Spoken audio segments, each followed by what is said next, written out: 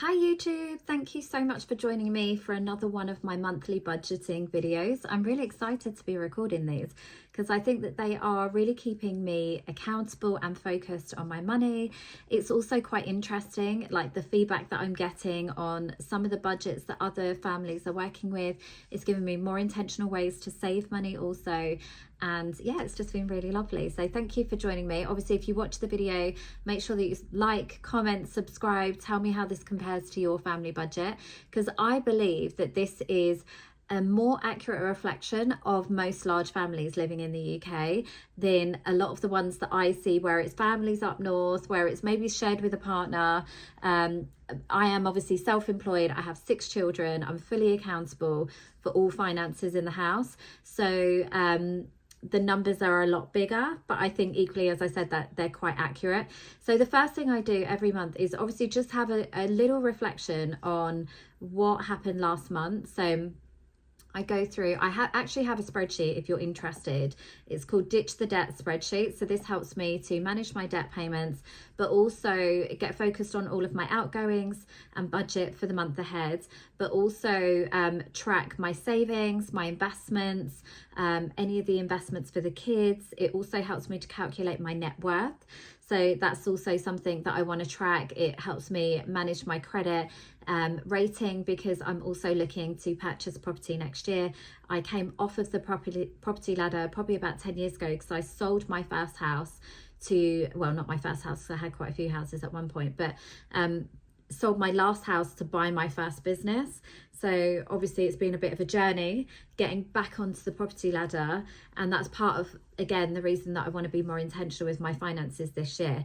So this spreadsheet kind of has all of those things. I'll pop a little link in the video if you're interested in getting that for yourself, because it's just been truly a game changer for me.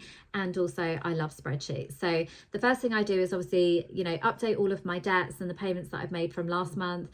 I also update my net worth, my savings accounts, which feels really nice, because even if it's just a few pounds that they've gone up by, you can still see the progress and the journey. And I always say, like, just make sure you're doing something. No one ever wants to feel like they're just staying still and stuck in life. You need to see that growth to keep yourself motivated, excited, high vibe, and that's basically what I do. So I'm really excited about that. I always love to sit down, but also have a look at anywhere where I've maybe overspent, ways that I can course correct for next month, any bad purchases that I've made that I'm kind of feeling some sort of negative energy towards. You have to resolve that shizzle before you move on to the month before.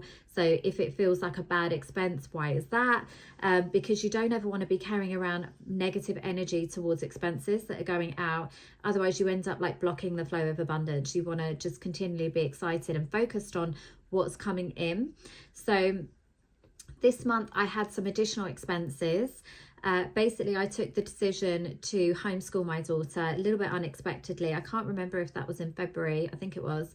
And therefore, there were loads of extra resources that I needed to buy. So textbooks, software that I needed to invest in, and those sorts of things. I've actually done a video on homeschooling, which I think was a couple of weeks ago. If you're interested in how I manage that with both of my girls that are now at home. I also booked our family holiday. Yay! We are going to Mallorca in July, which I'm really excited about. It's a family trip that I always go on every year with my brother and his family. And I think with these sorts of things, in order to have any sort of actual like holiday, you need to go as a tribe, and it takes like a village. So go in community wherever you can. That is my number one tip, particularly where I have so many children. My brother is like the life, and so I love it. Like, he's in the pool all day. He's got young kids as well, so it's just a beautiful like core memory moment unlocked. So even though technically it wasn't in the budget, like, this is what life's all about. So I paid the deposit for that this month. It was only around 240 pounds, because obviously I'm paying for like 9 people to go on holiday. So I pay for myself, I pay for obviously like my sister, she comes with us as well, and all the kids and all the things. So it's a lot of money. And also this month actually I need to get my baby's passport, so I'm just going to pop that onto the spreadsheet here. I need to get her passport done. which I think is around £70 once you've got the pictures. So baby's passport, I'm going to put this on the list, on the budget, because I need to get that done. So if you, and honestly, it would make your eyes water this month, because I've also got to make the next payment on the holiday. So the total outgoings are a lot. So yeah, so let's have a look at what they are.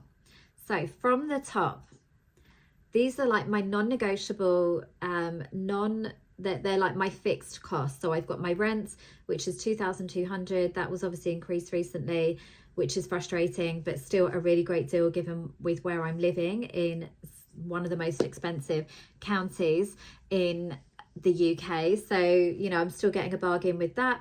My council tax, I actually don't need to pay this month. I overpaid before, so I don't need to pay now till April, which is nice. So that saved me over £200. My TV license is £15, life insurance 25, electricity and gas 180. Obviously, I don't know what's happening with electricity and gas at the moment. The costs are going through the roof, but I'm on a fixed rate, so, or a fixed direct debit, so that hasn't affected me yet. Water is 55, home insurance is 8. So all in all, that little section of costs is £2,483, which feels a lot, because that is more than what my salary used to be for most of my jobs. Food shopping, I've budgeted £500, which it works out about £100 a week, which is incredible given I've got 2 babies in nappies. £100 a week is actually really good for like 8 people. But obviously, you know, I need to track this closer as to how accurate I get to that, because I usually do one big weekly shop and then I do little top-ups and stuff as we need it throughout the week, because inevitably there's always things that people don't tell me that we need. So then I'm going to move on to the kids section. So these are all of the expenses that relate to the kids specifically. So I've got the kids' ISAs that I put money into every month. Obviously now the baby's is set up because I registered her, yay, this month. So she officially has an ISA account, so I put £10 a month into those for the kids. Obviously if I have extra money, I'll put more in. Premium bonds, so that is £60. So basically I just put that, I think the minimum that you can actually pay into premium bonds is 25. So I have a separate account where I basically put the £10 over into that account every month for the kids, and then when I've got enough for £25 each, I'll move that over. They've also got a stocks and shares account that I use the Plum app through. So basically, and I'll pop that on here as well, because I think they've got a referral code, so I'll pop that below. But essentially they have chosen, so it's obviously not in their name, it's in my name, I manage their accounts for them, but they've chosen individual stocks that they want to invest in, and then every month I just put money into that for them. It's a really great way of them realizing that they have economic power, and you know, to know how to invest their money without feeling overwhelmed. So we use that app, they have a look at it, they love it. Then we've got Pocket Money, so I use the GoHenry app for that. So they have £55 between them that they get. So some, you know, and actually that's really not a lot of money. I've got kids that are slightly older now, so I probably should increase that. My son was negotiating the other day saying that his friends get a lot more money than I do. But obviously I pay for his PlayStation subscription.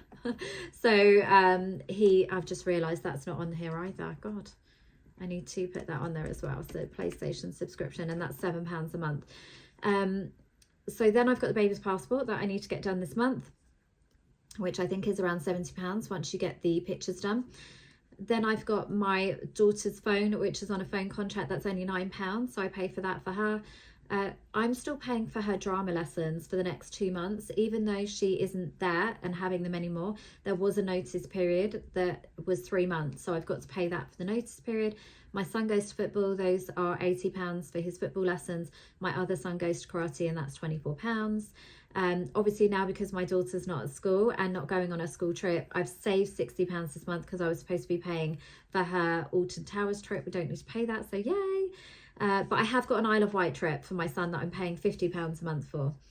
Then I have, moving on to subscriptions, so I've got the Disney Plus subscription, which is £14.99. I've got a Skillshare subscription, which is £10 for my older daughter's homeschooling, and I've got a PlayStation subscription which is $6.99. I may be adding a Duolingo subscription, so we're just going to kind of see if she's really committed to learning French or not. But that section in itself equates to £579.98, and you can see there are no birthdays, clothes, any of the things. I include that in a separate section. Then I have like my debts or my variable cost section. This is where, in theory, this, if I cleared these off, this would go. So I've got my Sky contract, that's £95. I've got credit card payments that, oh my God, have increased massively because I hadn't taken into account the interest. £350 I paid on credit, or I'm paying on credit cards this month ahead. I thought it was about 190, it's actually 350. So I've got 3 credit cards that I need to pay off, obviously because of everything that happened last year with bad health. I've got my mobile phone, which is £60. I've also got past debt payments that I mentioned before, which are from previous business that I had. That's £160 a month. So those payments are £665 a month just on debt. That doesn't include my car, which is a high interest loan, which I include in my car section. And it also doesn't include a business loan that I've got. Those payments combined are actually over £2,000 a month I'm spending on debt. So this is a real focus for me this year to start clearing off those payments, because it's going to be a game changer for me and the kids in the amount that I need to work. So then moving on to the car section, and let me know if this resonates with you, because I seem to have a lot of accounts on my TikTok at the moment that are around like debt payments and things. So hopefully I'm not the only one. And I don't believe that I could be.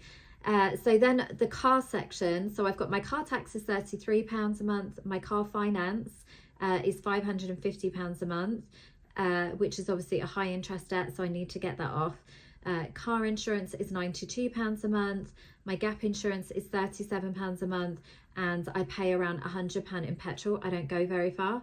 That in itself is £812 a month. So obviously clearing off that car finance will really give me such a lot more breathing space in our monthly expenses. So really needs to be a priority this year. Then moving on to my savings and my extras. So my emergency savings, I mentioned in my last visit, I'm building back up my emergency savings pot, because last year was a really difficult year for me. I was very sick. I was pregnant for most of it. It really restricted the amount that I could work. I had a lot of big expenses in my business. So I ran a retreat in California. I had a 100-person event for women in business. A lot, again, of expenses up front and large expenses. So I had to dip into my savings. That's what they're there for. But now I need to rebuild those. Obviously now I've booked our holiday. So I'll be paying that off monthly up until we go in July. That's £1,000 a month. So I think the holiday in itself was around £5,000. Some people that might seem like a lot of money. For me, that's not. But that does include the flights, the accommodation, the transfers. It's all inclusive. It's got the luggage. So other than then spending money that I'll need to find at the end, which won't be much because I've got young kids, we're not going to be doing lots of elaborate tours or sightseeing. It will basically be at that pool day enjoying the all-inclusive. There isn't much that I need for that other than airport parking and obviously the baby's passport. House deposit £100. Days out with the kids and clothes is £150. So I found some really great ways to save money on days out last month. Obviously I've created shorts if you want to go back and have a look at those. So that was like, we went to the cinema for £5 a month, for £5 each ticket. £5 a month, £5 for each ticket, which is an absolute, again, game change for us as a family. When I'm paying for so many, to get it for £5 makes it like so affordable and possible for us. And then also £150 into investments. So that is like my baseline savings. If I can save more, I will.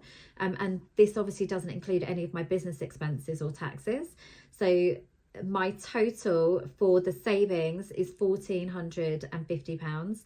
And then the total for all of my outgoings for this month is £6,489.98. And again, that doesn't include my business expenses or taxes. So it's a lot that I need to be finding and working towards in March. But you know, it's worth it. I live in an area that I like to live in.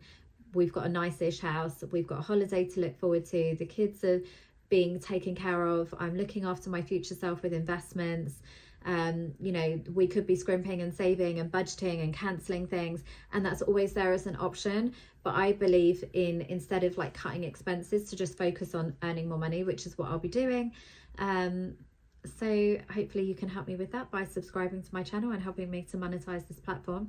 But I hope you found that quite interesting. So I love to know what other people are spending and how much it's costing and budgeting and all of the things. And hopefully you'll join me this year on my journey to obviously eliminate my debts and reduce those payments, because that's going to save us around £2,000 a month in expenses and outgoings. So if you have enjoyed today's video, please comment below, let me know if there was any surprises there. And my intention is also to reduce these expenses by the end of the year, as I free up more disposable cash to pay things down, so that by the end of the year we don't have as much kind of weight of you know, because I need to every month be finding the money to pay for all of that. I don't have anybody else to defer to. I've got nobody else supporting me, and it can sometimes feel a lot, especially while I'm in the newborn trenches right now, not feeling my best, not looking my best.